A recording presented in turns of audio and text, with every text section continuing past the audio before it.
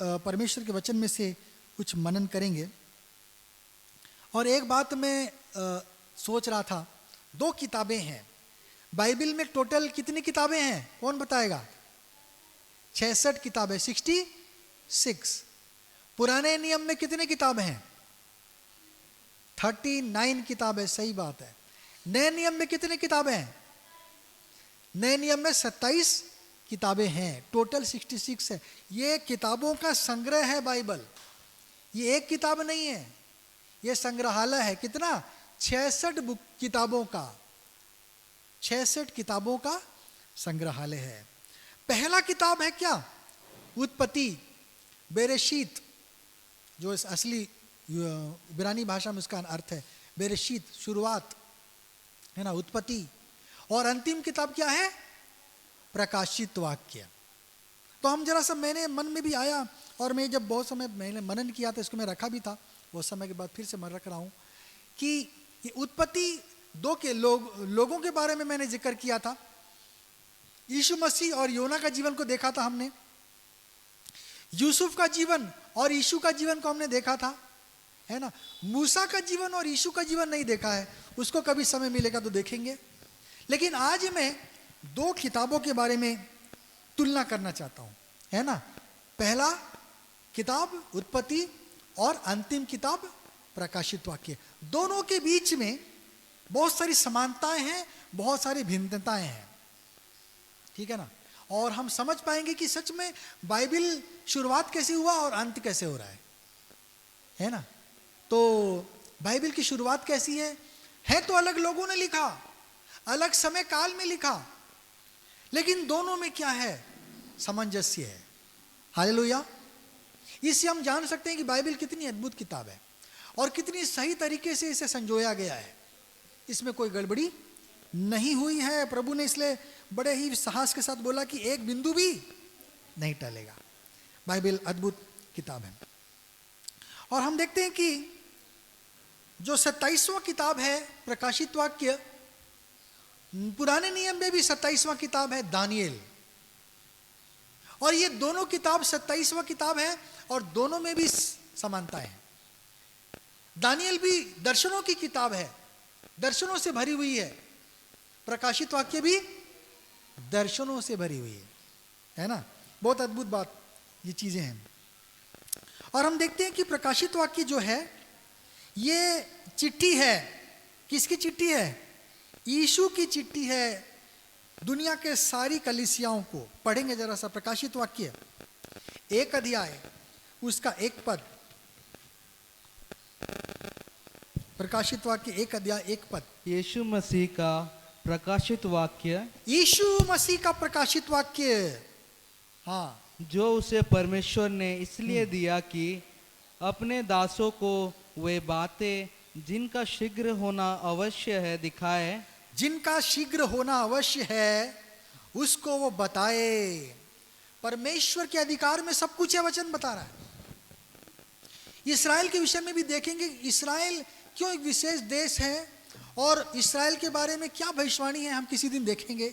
इसको भी रखना जरूरी है। हमें ज्ञान चाहिए तब हमारा विश्वास बढ़ेगा, ज्ञान नहीं है तो विश्वास नहीं बढ़ेगा, है ना। इसलिए हमें ज्ञान चाहिए। और हम देखते हैं कि पहला किताब को किसने लिखा था? उत्पत्ति को किसने लिखा था? मूसा ने लिखा था। किसने लिखा था? मूसा ने लिखा था। मूसा ने टोटल 5 किताबें लिखा, ठीक है ना।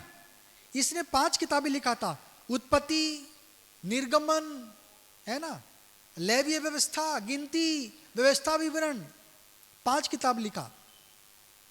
प्रकाशित वाक्य को भी किसने लिखा? यूहन्ना ने लिखा।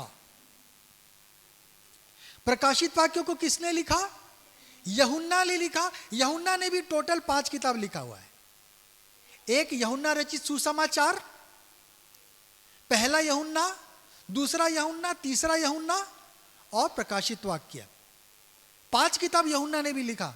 मूसा ने भी 5 किताब लिखा। देख रहे हैं ना कैसे प्रभु इस्तेमाल करता है सब चीजों को। इसमें बहुत सारी चीजें जुड़ने लग जाती हैं। इसमें शैतान के कार्य भी शामिल हैं। परमेश्वर का कार्य भी शामिल है, शैतान का भी कार्य इसमें शामिल है। उत्पत्ति में कैसे वो अदन की वाटिका में घुस गया, उसका क्या हुआ, है ना।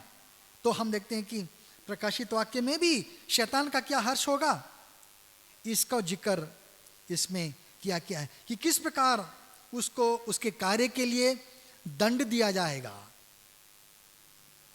है ना। उत्पत्ति में उसके कार्य के लिए कुछ ने उसको की मिला, दंड मिला, उसको भी वहां पर भी मिला, है ना। बोला कि तू तेरा सिर कुचला जाएगा, तू पैर को डसेगा, लेकिन तू तेरे सिर को कुचल दिया जाएगा। और हम देखते हैं कि प्रकाशित वाक्य में क्या होगा, उसे अधोलोक में डाल दिया जाएगा, है ना। अगर हम पढ़ेंगे 3 पद, प्रकाशित वाक्य 1 अध्याय 3 पद। धन्य है वो जो इस भविष्यवाणी के वचन को पढ़ता है, इस भविष्यवाणी के वचन को पढ़ता है। जो इस भविष्यवाणी की पुस्तक को पढ़ता है वो आशीष पाता है ना। प्रकाशित वाक्य भी क्या है हमारे लिए, आशीष की किताब है, भविष्यवाणी की किताब है ना। इसमें कलीसिया के लिए, मनुष्य के लिए भविष्य में क्या रखा गया है प्रभु इसको बताता है। अगर 19 पद को पढ़ेंगे 1 अध्याय का। इसलिए जो बातें तूने देखी है, हाँ, और जो बातें हो रही है, हाँ, और जो बातें इसके बाद होने वाली है, हाँ, उन सब को लिख ले। लिख ले। अर्थात उन 7 तारों का भेद। अच्छा ठीक है, हम यहाँ पर देखते हैं कलीसिया को प्रभु बता रहे हैं कि भविष्य में पृथ्वी पर क्या कुछ होने वाला है। इसलिए हम देखते हैं कि हमारे भविष्य के लिए चीजें लिखी गई हैं। यीशु मसीह उत्पत्ति में परमेश्वर जो है उसको सृष्टिकर्ता के रूप में बताया गया है ना। सृष्टिकर्ता के रूप में बताया गया है, उद्धारकर्ता के रूप में बताया गया है कि वो क्या करता है, हमारे लिए एक योजना बना रहा है ना। वो हमें प्रतिज्ञा देने वाला परमेश्वर है, जिसने अब्राहम को प्रतिज्ञा की तू अपने सारे कुटुंब को छोड़कर क्या कर, जिस देश को मैं देना चाह रहा हूं, है ना। वहां पर भी एक देश की चर्चा है, एक उत्तम देश की चर्चा है। और हम देखते हैं उत्पत्ति में भी प्रभु वादा करने वाला परमेश्वर है, उद्धार करने वाला परमेश्वर है ना, जिसने क्या किया, उद्धार किया और सृष्टिकर्ता परमेश्वर है। प्रकाशित वाक्य में भी अलग अलग तरीके से परमेश्वर का चित्रण है। अगर हम पढ़ेंगे प्रकाशित वाक्य 1 अध्याय उसका 5 पद। हाँ, और यीशु मसीह की ओर से जो विश्वास योग्य साक्षी और मरे हुओं में से जी उठने वालों में पहलौठा और पृथ्वी के राजाओं का हाकिम है। पृथ्वी के राजाओं का राजा है, पृथ्वी के राजाओं के ऊपर हाकिम है। पृथ्वी के जितने राजा हैं, है ना, अमेरिका हो, रशिया हो, चाइना हो, जितने भी बड़े बड़े नाम ले लो देशों के, इंडिया हो, सबके राजाओं का, सबके प्राइम मिनिस्टर, प्रेसिडेंट जो भी हैं उनका, उसके ऊपर क्या है, वो राजा है, हाकिम है ना। तो हम देखते हैं प्रकाशित वाक्य में परमेश्वर को पृथ्वी के राजाओं का राजा बताया गया है ना। दूसरा क्या है, पढ़ेंगे 19 अध्याय उसका 7 पद। प्रकाशित वाक्य 19 अध्याय 7 पद। आओ यीशु हम मसीह कौन है? हाँ, आओ हम आनंदित और मगन हो, हम आनंदित मगन हो और उसकी स्तुति करें, हाँ, क्योंकि मेमने का विवाह आ पहुंचा है। मेमने का विवाह आ पूछा है। यहां पर यीशु को क्या बताया गया है? मेमना और और उसकी दुल्हन ने अपने आप को तैयार उसकी कर लिया दुल्हन। है। तो मेमना कौन है? दुल्हा है। कलीसिया को क्या बताया गया है? दुल्हन बताया गया। और यीशु को क्या बताया गया है? एक दुल्हा के रूप में, एक राजा, एक दुल्हा परमेश्वर हमारा है ना। और ये कलीसिया का सिर है यीशु। प्रकाशित वाक्य 1 अध्याय 16 पद। वह अपने दाहिने हाथ हाँ में 7 तारे लिए हुए था और उसके मुख से तेज 2-धारी तलवार निकलती थी। हाँ उसका मुंह ऐसा प्रज्वलित था जैसा सूर्य कड़ी धूप के समय चमकता है। हाँ 20 पद। अर्थात उन 7 तारों का भेद जिन्हें तूने मेरे दाहिने हाथ में देखा था उसके दाहिने हाथ में जो 7 तारे थे वो क्या है? हाँ और उन 7 सोने की दीवाटों का भेद, वे 7 तारे 7 कलीसिया के दूत हैं। ये 7 कलीसियाएं हैं, उनके दूत हैं, है ना। तो परमेश्वर सारे कलीसियाओं को क्या कर रहा है? संभाल रहा है। वो उसका अधिकारी है, वो उस पर सिर है, कलीसिया का वो सिर है। तीसरा हम देखेंगे उसी प्रकाशित वाक्य 5 अध्याय का 5 पद यदि हम पढ़ेंगे। इस पर उन प्रचिनों में से एक ने मुझसे कहा, मत रो, हाँ। देख यहूदा के गोत्र का वह सिंह जो दाऊद का मूल है। यहूदा के गोत्र का सिंह जो दाऊद का गोत्र से है। यहां पर यीशु को क्या संज्ञा दिया गया है? यहूदा के का क्या है? सिंह, शेर है ना। शैतान भी गरजने वाला शेर है, तो हमारा यीशु को भी संज्ञा मिला है क्या? यहूदा के गोत्र का शेर, यहूदा के गोत्र का सिंह है वो, है ना। अगर हम उसी 5 अध्याय का 6 पद पढ़ेंगे। तब मैंने उस सिंहासन और चारों प्राणियों और उन प्राचीनों के बीच में हाँ, मानो एक वध किया हुआ मेमना खड़ा देखा। एक वध किया हुआ मेमना खड़ा देखा। हाँ उसके 7 सिंह और 7 आंखें थी। हाँ 12 पद पढ़िए। और वे ऊंचे शब्द से कहते थे, वध किया हुआ मेमना ही सामर्थ और धन और ज्ञान और शक्ति और आदर और महिमा और धन्यवाद के योग्य है। धन्यवाद के योग्य कौन? वध किया हुआ मेमना। उत्पत्ति में हम देख रहे हैं एक मेमना दिया गया है। कब जरूरत पड़ा? जब प्रभु ने बोला कि ये लोग नंगे हैं, इनको मैं कपड़ा पहनाऊंगा। और प्रभु ने क्या किया? इनको एक चमड़े का वस्त्र बना के दिया। किसको? आदम और हव्वा को। तो चमड़ा कहां से आएगा? मेमना से आएगा। तो प्रभु ने क्या किया? एक मेमना को वध किया और उसका चमड़ा बना कपड़ा बनाकर चमड़े का प्रभु ने क्या किया? आदम हव्वा को पहनाया, उनको पहनने के लिए दे दिया। इस प्रकार से हम देखते हैं उत्पत्ति में भी वध किया हुआ मेमना जिक्र है। और नए नियम में क्या है? प्रकाशित वाक्य में क्या है? वो वध किया हुआ मेमना क्या हो गया है? जी उठा है ना। जीवित वध किया हुआ मेमना, पुनर्जीवित किया हुआ वध किया हुआ मेमना को हम यहाँ पर देख रहे हैं। वो आदर के योग्य, मरे हुए के लिए कोई क्या आदर महिमा प्रशंसा करेगा, है ना। वो वध किया हुआ मेमना क्या है?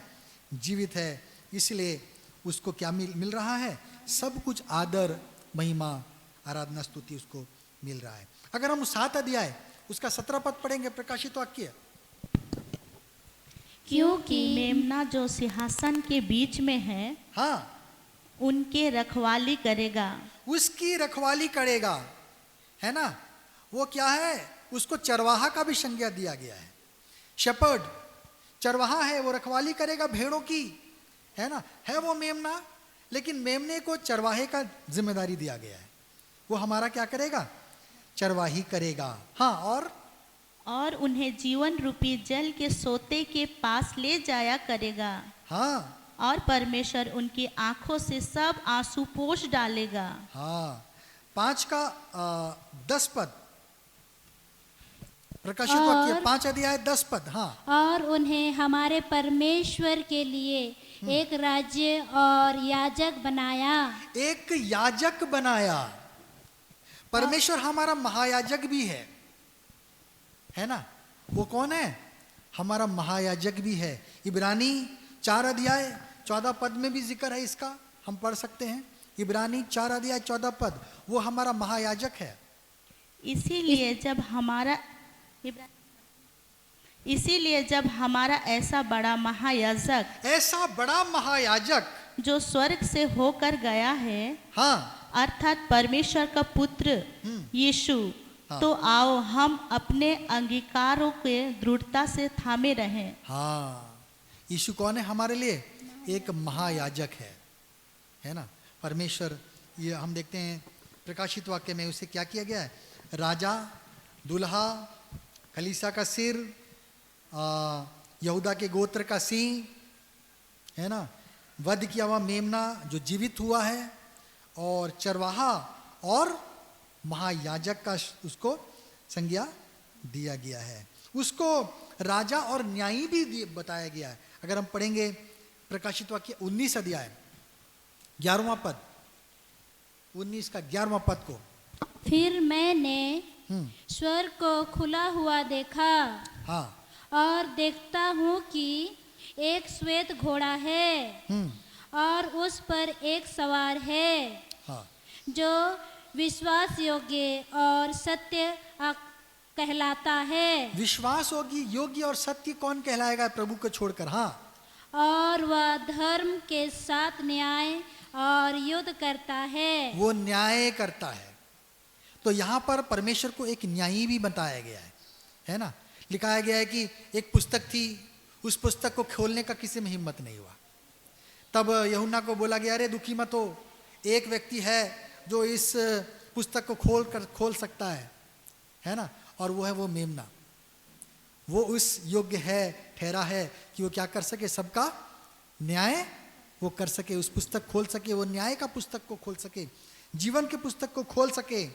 इस प्रकार से हम देखते हैं यीशु मसीह को क्या किया गया है?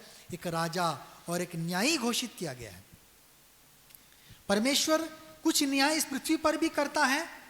सदोम और गमोरा में न्याय किया है ना। प्रभु ने दुष्टों को, पापियों को ये किया। हम देखते हैं कि लू के समय में न्याय किया, दुष्ट लोग थे उसको नष्ट किया। और हम देखते हैं कि परमेश्वर ने न्याय करने से रुक गया। कब? योना के समय में उसने बोला कि ये नगर को ढा दिया जाएगा, लेकिन जब योना ने प्रचार किया, पश्चाताप किया लोगों ने, तो प्रभु ने अपना इरादा क्या कर दिया? बदल दिया। वो न्यायी है और क्षमा भी करने वाला परमेश्वर है। इस प्रकार से हम देखते हैं कि उत्पत्ति में परमेश्वर ने क्या किया? एक आदि में परमेश्वर ने आकाश और पृथ्वी की सृष्टि की। प्रकाशित वाक्य में भी हम देखते हैं कि 21 अध्याय उसका एक पद को यदि पढ़ेंगे, फिर मैंने नए आकाश हाँ, और नई पृथ्वी को देखा। एक नया आकाश, एक नया पृथ्वी को प्रभु ने बता रहा है। उत्पत्ति में भी हम देख रहे हैं कि एक आकाश और पृथ्वी सृष्टि की, जो उस समय नहीं थी, लेकिन आज हमारे लिए क्या हो गई है? पुरानी हो गई है। आज हमारे लिए वो सृष्टि क्या हो गई है? करा रही है बोझ से, है ना, और वो नष्ट होती चली जा रही है, बिगड़ती चली जा रही है। परमेश्वर ने इसलिए क्या किया है? एक नए आकाश और पृथ्वी का फिर से सृष्टि किया। हमारे लिए प्रभु ने फिर से प्रबंध किया। जिस चीज़ को हम बिगाड़ देते हैं, प्रभु नया दे देता है? अगर हम क्या करेंगे, हमारे पास एक चॉकलेट मिला है, हमको टॉफ़ी मिला है, हमने गलती से उसे खाते समय गिरा दिया, प्रभु क्या करेगा? बोलेगा जा उठा के खा, बोलेगा, है ना। पापा क्या बोलेंगे? अरे रुक जा, मैं तुझे दूसरा देता हूँ। वो क्या करेगा? एक नई टॉफ़ी लेके उसको दे देगा, है ना। हमारा परमेश्वर भी क्या किया? जब इस पुरानी सृष्टि बिगड़ गई, उसको थोड़ा बहुत प्रभु ने बनाया। बेडौल सुनसान हो गया था वो, उसको भी प्रभु ने फिर से बनाया। पहला दिन, दूसरा दिन, तीसरा दिन, ऐसा करके 6 दिन में बनाया। प्रभु वचन बताता है। और हम देखते हैं कि प्रभु एक नई पृथ्वी को भी क्या करेगा? सृष्टि करेगा। उत्पत्ति में हम देखते हैं कि आदम और हव्वा ने एक पाप किया और वो उस अदन की वाटिका को खो दिए। उत्पत्ति में आदम हव्वा ने क्या किया? पाप किया और अदन की वाटिका से बाहर निकाल दिए गए। लेकिन हम देखते हैं प्रकाशित वाक्य में, है ना, हमने लिखिए, पढ़िए 22 अध्याय प्रकाशित वाक्य 1 से लेकर पढ़ेंगे जरा सा। हाँ। फिर उसने मुझे बिलोर की सी झलकती हुई जीवन के जल की हाँ। नदियां दिखाई, हाँ, जो परमेश्वर और मेमने के सिंहासन से निकलकर उस नगर की सड़कों के बीचों बीच बहती थी। हाँ, नदी के इस पार और उस पार जीवन का वृक्ष था।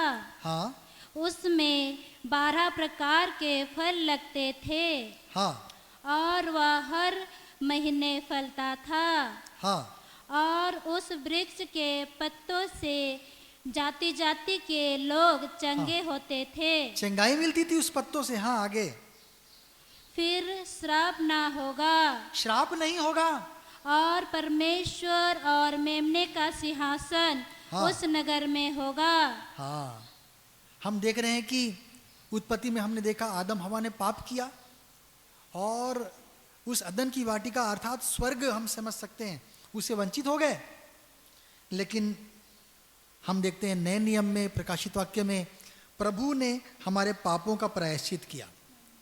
वध किया हुआ मेमना अर्थात हमारे पापों के लिए प्रभु मारा गया, हमारे को अपराधों के लिए उन्हें कोड़े पड़े और हम हमारे पापों का क्या किया, उन्होंने प्रायश्चित किया और हमको दोबारा क्या कर दिया, अदन की वाटिका में प्रवेश दे दिया, है ना।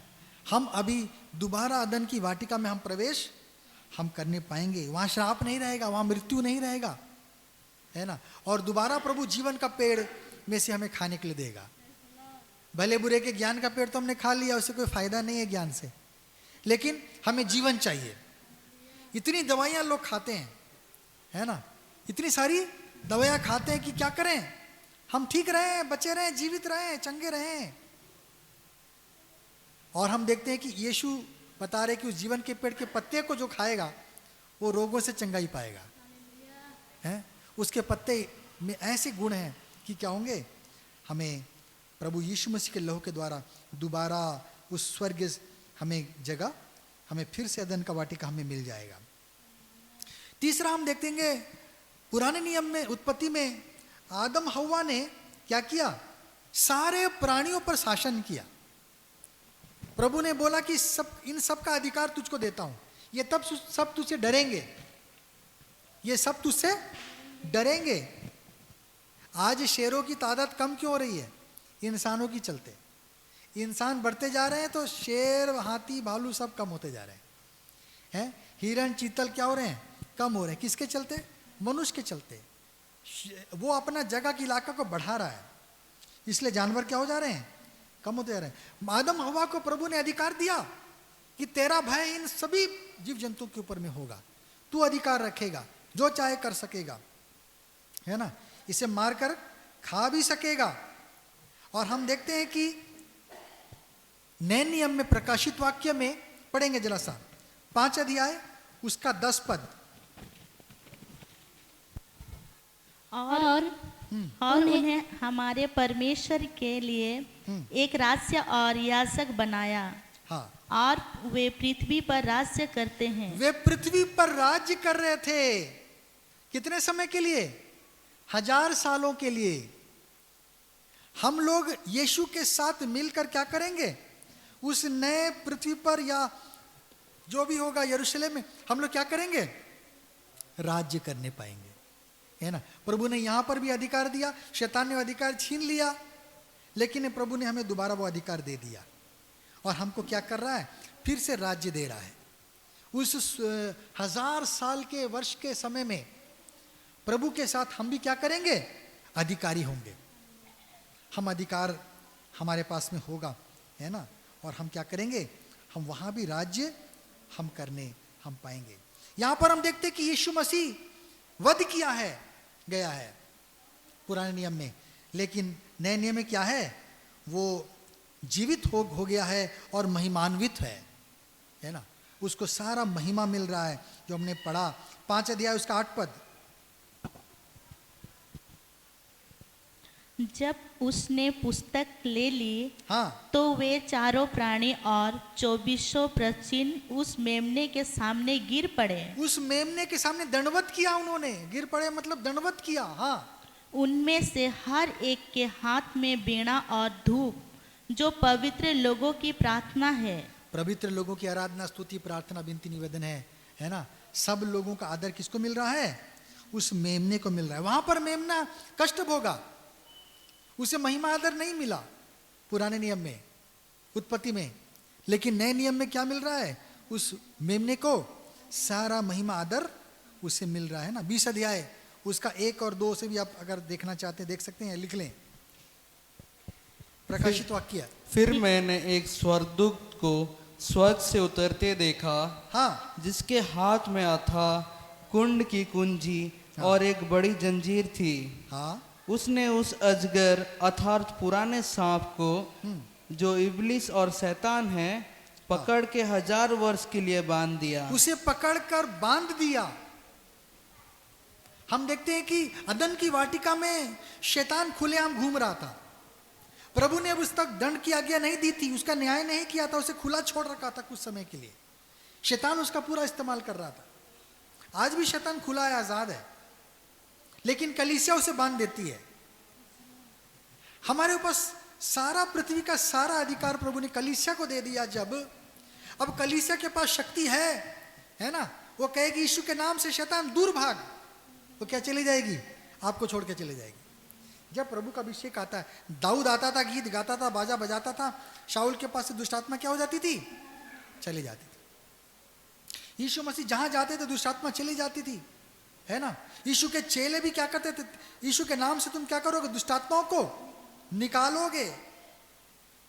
पहले जब दुष्ट आत्माओं के लिए सुना, अरे वैसे भूत आ जाता है, था, हम तो डर रहते थे। ये लोग बोले चलो प्रार्थना के लिए जाएंगे।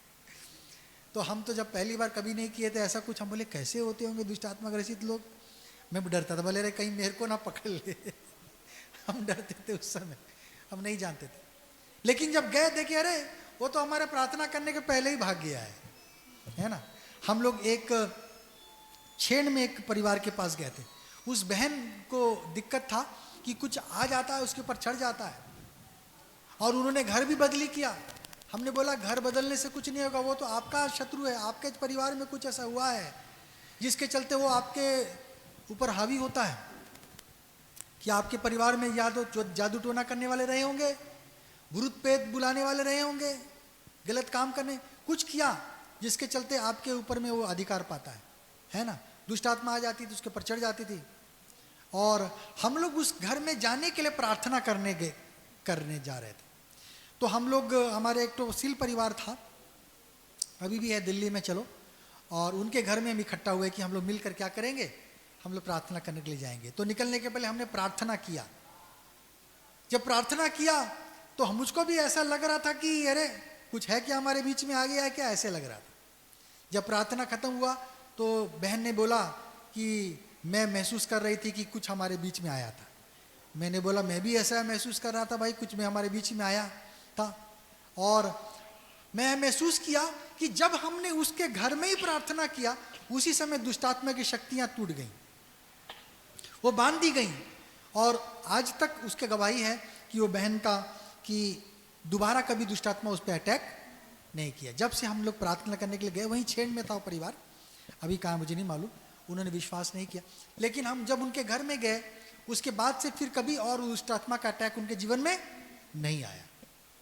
तो हम देखते हैं कि जब हमने घर में प्रार्थना किया कि हम बहन के घर में जाएंगे और दुष्टात्मा को भगाएंगे, उसी वक्त शैतान क्या हो गई, शक्तियां भगाई गई, वो बांध दी गई। और हम देखते हैं हमारे घर में भी हम लोग क्या कर सकते हैं, प्रार्थना के द्वारा अंधकार की सामर्थ दुर्बल पड़ेगी। प्रार्थना दुआ नहीं होगा तो अंधकार की सामर्थ क्या होगी, प्रबल होगी, है ना। घरों में जब प्रार्थना दुआ नहीं होगी तो क्या होगी, अंधकार की सामर्थ प्रबल होगी। लेकिन प्रार्थना विनती होगी, अंधकार की सामर्थ क्या होगी, है, निर्बल होती जाएगी। वो पुराना शैतान, वो पुराना सांप, प्रभु एक समय आएगा उसको क्या करेगा, बांध देगा हमेशा हमेशा के लिए, कि दूसरी बार वो किसी को भरमाने ना पाए। हम देखते हैं कि पुराने नियम में आंसू थे, पुराने नियम में कड़वाहट था, अलगाव था, परमेश्वर से हमने अलग हो गए, मृत्यु आया, श्राप आया। जो जिसको प्रभु ने कभी नहीं मरने के लिए बनाया था, आदम को, हवा को, वो लोग मृत्यु का सामना करना पड़े, है ना, दर्द आ गया, श्राप आया, पाप आया, आंसू आया। लेकिन हम देखते हैं, अगर हम प्रकाशित वाक्य 21 अध्याय 4 पद को पढ़ेंगे, वह उनकी आंखों से हाँ, सब आंसू पोंछ डालेगा सब आंसू पोंछ जाएगा, और इसके बाद मृत्यु ना रहेगी, मृत्यु खत्म हो जाएगी, और ना शोक, ना विलाप, ना शोक नहीं पीड़ा, रहेगा, विलाप नहीं रहेगा, ना पीड़ा रहेगी। पीड़ा नहीं रहेगा। पहली बातें जाती रही। इस दुनिया में दर्द है, स्वर्ग में कोई दर्द नहीं होगा। हम किसी को मार देंगे, उसको दर्द नहीं होगा। हालेलुया, है ना। हम किसी को पीटेंगे, किसी को दर्द नहीं होगा, उसके आर पार चला जाएगा, उसके बाहर निकल जाएगा, कुछ भी होगा। लेकिन वहां स्वर्ग में पीड़ा नहीं होगी, आंसू नहीं होगा।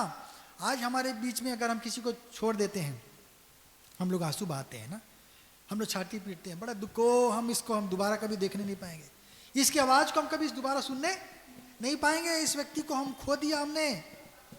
हम बहुत विलाप करते हैं, बहुत आंसू बहाते हैं, दुख से भर जाते हैं। लेकिन वहाँ पर कोई रोना विलाप करना नहीं होगा। हालेलुया, कोई दर्द नहीं होगा। उत्पत्ति का जो अंत है वो यूसुफ के मृत्यु से खत्म हो जाता है ना। अगर हम पढ़ेंगे उत्पत्ति 50 अध्याय, उसमें ठीक 50 ही किताबें अध्याय हैं। 50 अध्याय उसका 26 पद। इस प्रकार हाँ, यूसुफ 110 वर्ष का होकर मर गया। यूसुफ 110 साल जिया और मर गया, है ना। उत्पत्ति का जो अंत है वो एक मृत्यु से खत्म होता है, दुख से खत्म होता है। लेकिन हम देखते हैं प्रकाशित वाक्य बड़े आनंद के साथ समाप्त होता है। प्रकाशित वाक्य जो है उसका अंत पढ़ेंगे 22वां अध्याय में हम आएंगे। 22वां अध्याय 20 और 21 पद को यदि हम पढ़ेंगे। जो इन बातों की गवाही देता है, हाँ, वह यह कहता है, हाँ, हाँ मैं शीघ्र आने वाला हूँ। मैं शीघ्र आने वाला हूँ। हाँ, आमीन। आमीन। 21, प्रभु यीशु का अनुग्रह, हाँ, पवित्र आत्मा लोगों के साथ रहे। पवित्र लोगों के साथ में क्या रहे? प्रभु यीशु मसीह का अनुग्रह बना रहे, है ना। प्रभु अनुग्रह का दाता है, खुशियों का दाता है, आशीष का दाता है, उसका अनुग्रह हम पर बना रहे, है ना। हम देखते हैं कि बड़ा सुंदर अंत यहाँ पर हम प्रकाशित वाक्य हम देखते हैं। जो उत्पत्ति में दुख था, यहाँ पर क्या है? आशीष से, खुशी से क्या हुआ? अंत हुआ है कि परमेश्वर हमारा क्या आएगा? हमें दोबारा लेने को आएगा। Praise the Lord. हम एक कहानी में जैसे देखते हैं शुरुआत और अंत, बाइबल भी क्या है? ठीक शुरुआत कर रहा है और अंत भी कर रहा है, एक सुखद अंत भी कर रहा है। Praise the Lord. हम समय अगर हो तो हम आगे में भी इसके हम स्टडी को देखेंगे। प्रभु इस वचन के द्वारा हम सबको आशीष दे।